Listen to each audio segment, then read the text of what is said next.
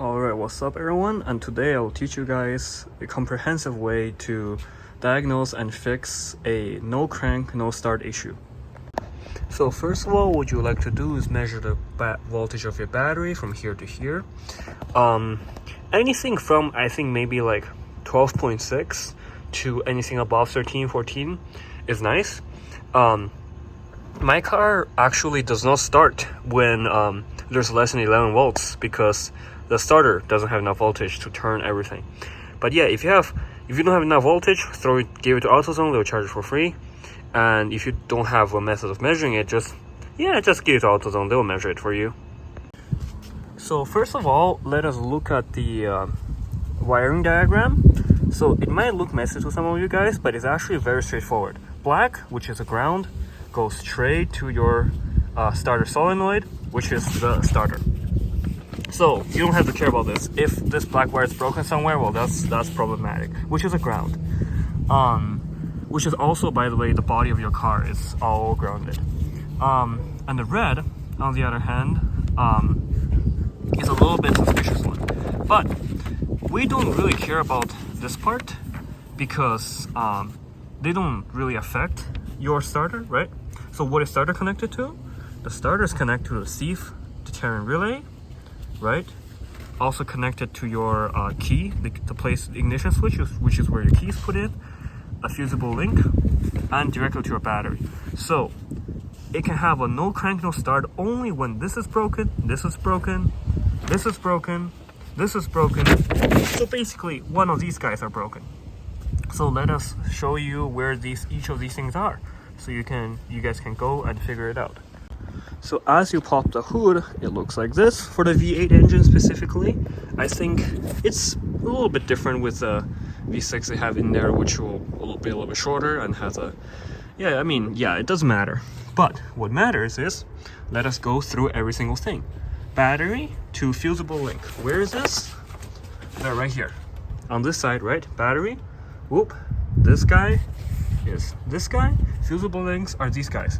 Since you cannot tell which one is which one, what you do is you get a like the ohm meter, and then with a needle, poke a hole here, poke a hole here. Just measure every single one of them, because they're all useful. If one of them is broken, you will not be able to run your car properly. Or another way is really to feel them to see if they are like deformed in any way. And yeah, in my case personally, you guys can see here I poked the holes on there to measure whether you can poke a hole here and then clamp the other clamp here to see if they're joined.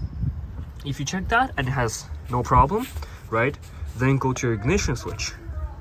So as you put your ignition their key into the ignition switch, whatever will happen, and then you should be able to see the security light go off. Wait a little bit. Boom, went off. So if your car does not light up, whatever, your battery is dead, go replace your battery. If the security light doesn't come off, however, we'll go into the next step. You can see on the next step, right, it goes where? So first of all, your car has to be parked or neutral in order to start. That's pretty standard. We don't talk about that yet. Sieve deterrent relay, right? That's the very last thing that prevents you from starting. So on a lot of older cars, well, including mine, this is pretty old. The issue is this guy doesn't really work well. The contacts are worn off, and this thing works by matching resistance between your key and whatever computer has the value. So this guy right here, this black thing, this is a resistor. So what it does, it puts like a voltage across here, across the key, and then detects a voltage drop to see if it's the correct key. So one way to do is replace your ignition switch, right? If that doesn't work, well, if it's not doesn't work, it will work. It's just very complicated to take out steering column and all stuff. A simpler way is right here. So if you guys go under your wheel, and disassemble this panel, you will see a bunch of stuff, and you'll be like, oh my god, hell no. But it's actually not a hell no moment, because all you gotta do is find this bright orange cable. It will be sticking out. Just find it. It's like right here. It goes into your steering column, so into your driving wheel. this guy is usually connected straight to this guy, so it usually looks like that. And then all you gotta do is do a VATS bypass. So the whole idea is you just cut it and then put a resistor of the same resistance to your key. There are lots of videos of how to do VATS bypass, VATS bypass online. Just follow one of those, it works very well. Then after you do this, your security light should come off. But in the bad case scenario, if your security light comes off, but nothing happens, you wrench the key to to start, right? It should send a signal. Nothing happens even though the relay is closed. That's when we get into like electromechanical issues where one of these relays could be broken. Remember, let's look at it. How many do we need in order for this to work? Well, one relay here, right? Well, this thing has to work if if your key doesn't crank to start. Well, that's a problem. One relay here and one relay here. So 2 relays. Let us look where they are. Coming from under the hood, the first relay sits right here.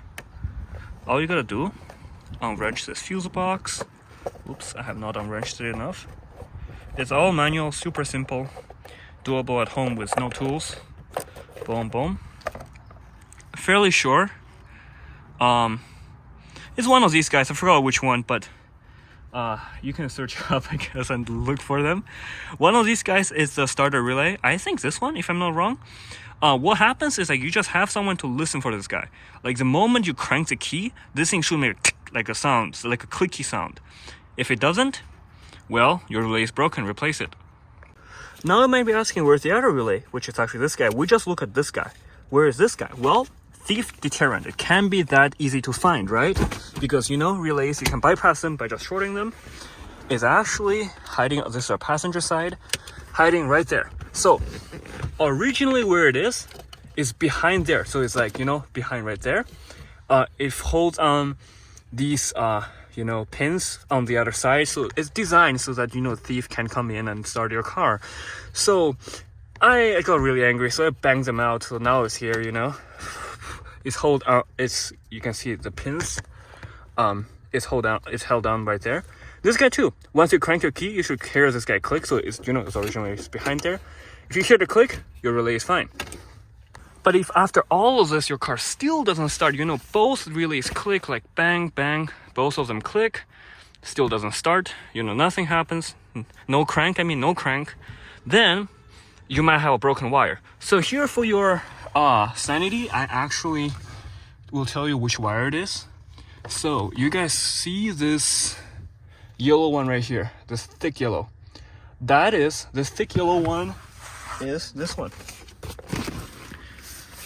Is this yellow. That's a yellow. And then this goes into a purple, which actually runs through, I think, here or something, somewhere behind, all the way to here. You guys can see will become this thick yellow. That's the same wire. If you want to test for continuity, you could. And that comes out to be the purple wire, which is right here. This purple one, it's kind of hard to see, but that one goes into your starter. So if you want to run some continuity test, which usually you do need, because why the hell would these wires break? But that's your sanity check. So if after all of this your car still doesn't start, doesn't crank, like your wires are fine, your starter is fine, obviously check your starter. There's a lot of videos how to check your starter. Your car still doesn't crank, it could be an aftermarket alarm system that someone has put in there.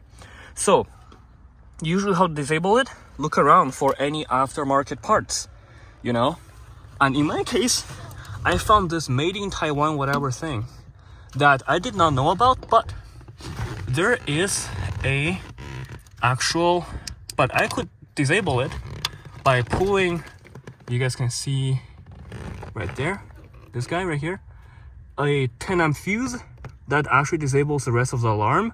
So you'll see your light right here, this guy, blink blink blink blink, even though the security light won't start. Well, go on from underneath, there is a yellow 10 10 amp relay that sits right here. Unplug it. That should disable whatever radio system they have that has a kill switch and whatever, and that should solve your issue. And yeah, I hope this video helped. It took me a week to figure out. I tried everything and eventually figured out that in my case it was this aftermarket anti-theft system that previous owner did not tell me. I'm pretty sure he wasn't even aware that he had one, and I could not freaking crank my car. And yeah, that's all.